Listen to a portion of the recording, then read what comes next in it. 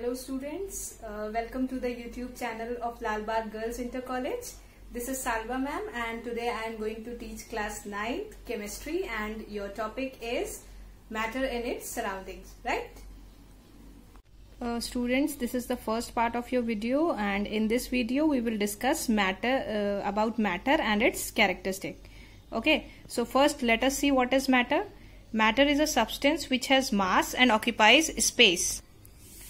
So matter has mass and it occupies space. So those substances which has mass and occupies space, it is all made up of matter. Now matter is made up of tiny particles. Everything which is a matter, it is made up of very tiny small particles. For example, notebook. Notebook is made up of small tiny particles which you use. The pen you use, this is also a matter because it is made up of very tiny particles and these particles are called atoms, right?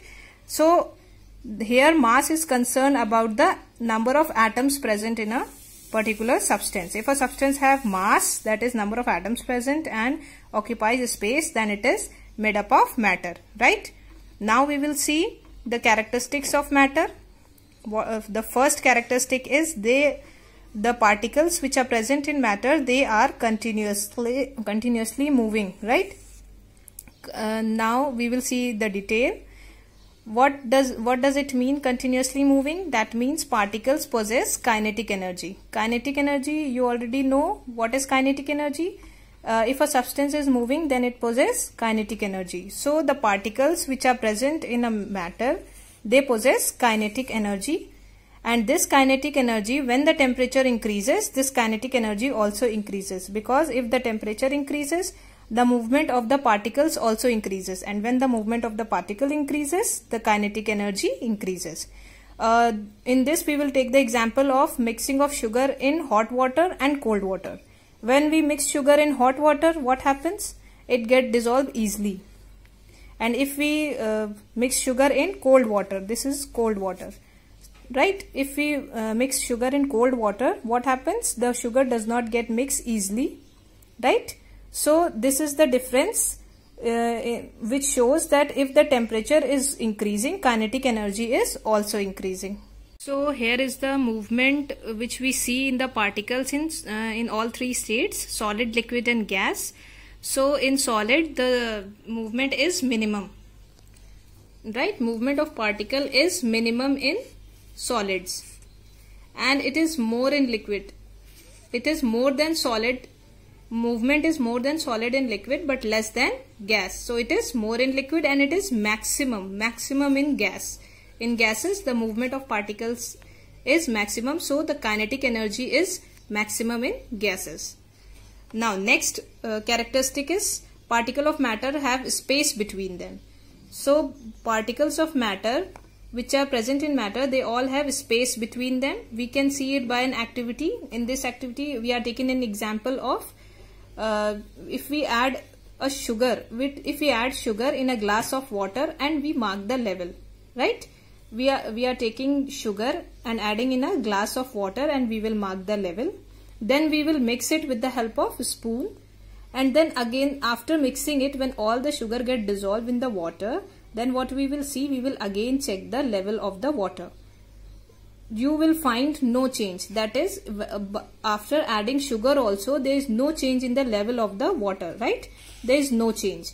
What does this shows? This shows after adding sugar also, the level of water is not increasing. That means the particles of water, that is the molecules of water, they have space between them. They have space between them.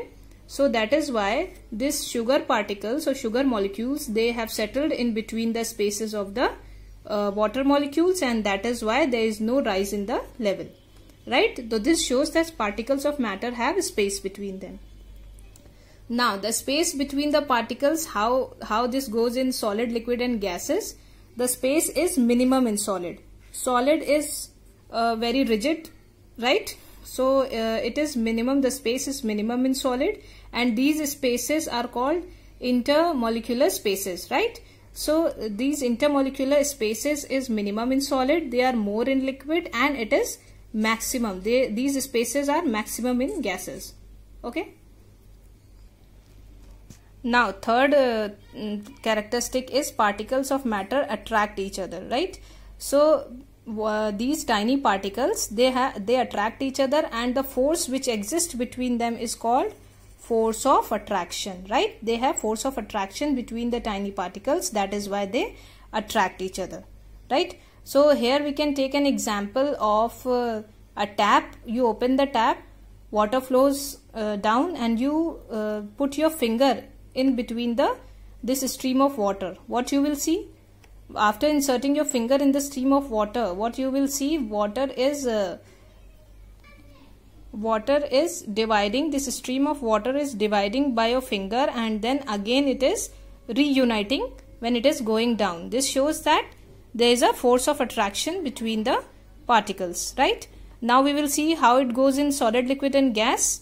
Now force of attraction is maximum in solid. You already know solid is very rigid, so it is maximum in solid, intermediate in liquid. The forces of attraction, it is intermediate, more than solid but less than gases, and it is negligible in gases. Gases particles are very far apart, and they have the forces of attraction which are very less in liquid. Thank you students for watching this video. Please do like the video and subscribe the channel. Thank you so much.